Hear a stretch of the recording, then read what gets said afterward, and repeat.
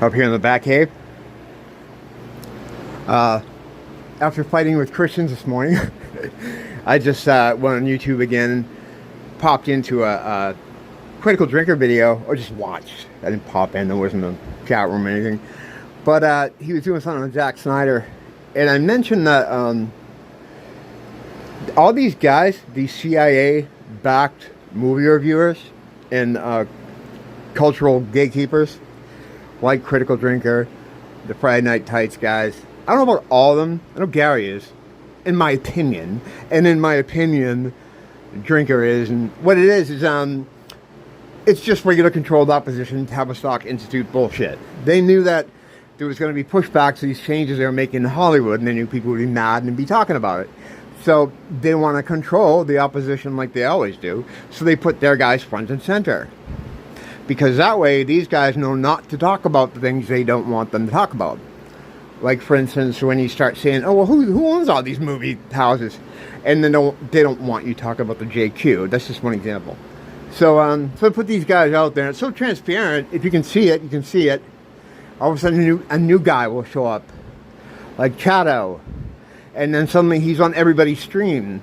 And he was friends with these guys for years or something. And they all cross-pollinate.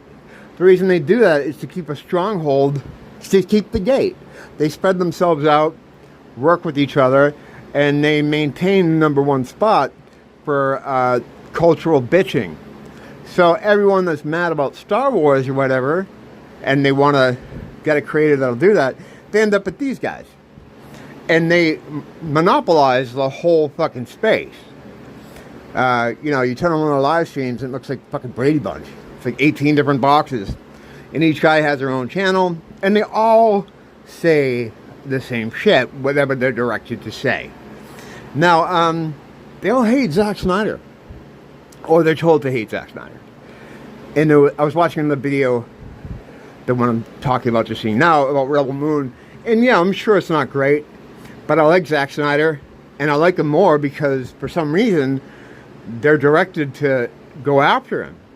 Now, whenever the weirdo Satanist people at the top of the pyramid are directing their minions, in this case, these CIA-backed and funded YouTubers, and it's not just this space, they're in every space.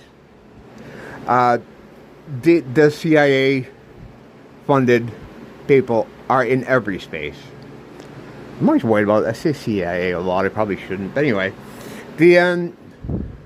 So they, for some reason, they don't like Zack.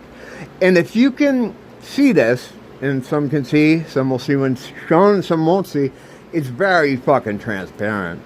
Like, Warner Brothers doesn't like him either. There's something about him.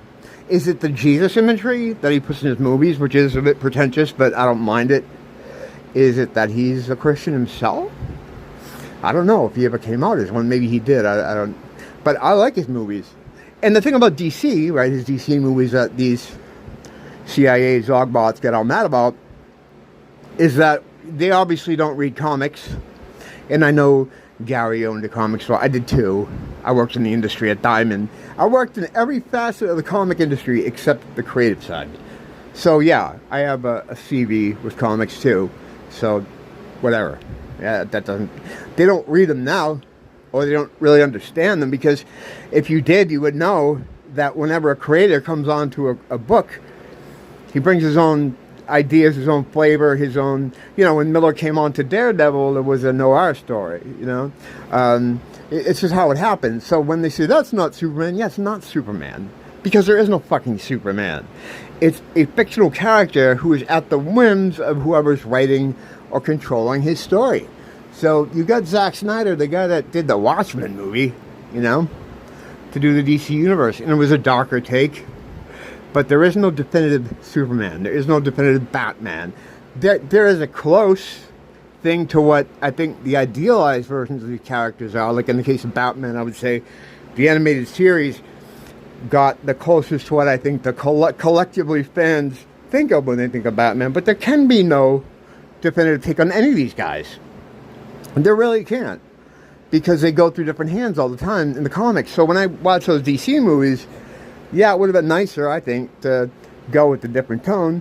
But it's Zack Snyder. This is what he's going with. It doesn't mean this is Superman forever. people act like he ruined the character. It's like, no, it's just in this story. This is one story. It's one take. And it'll be over, and someone else will come in. You know, like, they get so hyperbolic. He ruined Batman forever. He killed people. Well, that's a whole separate issue, and that's, you know. But the thing is, just because it's in this movie doesn't mean it's forever. Like, he's ruined these characters or fixed them or made them a certain way forever. That's, you know, if you're, like I said, a lot of these people that are into the movies don't read the comics, and that's fine. You know, not a lot of people read comics. It's very, very niche audience, you know. And I'm not saying I know anymore because I do, but I know that gets thrown around for, you know, when you talk about someone like Gary, they're like, well, yeah, the comic. It's like, yeah, well, so did I. I don't think it means anything, except when it comes to understanding how stories work in that medium. Stories change depending on who's writing the book. Sometimes who's doing the art for the book can fundamentally change the comic, depending on how much input the writer has with the artist in crafting the story. You know, it's, so I don't know. I mean, I think Zack, the fact that the bad guys don't like him makes me think he's alright. That daughter death is real suspicious too, but I'm not going to get into that. I'm gonna just have my coffee. I just want to get that thought down while I had it. You know, I gotta record the real important things. Thank you for coming by. Don't blame the teacher, blame the school.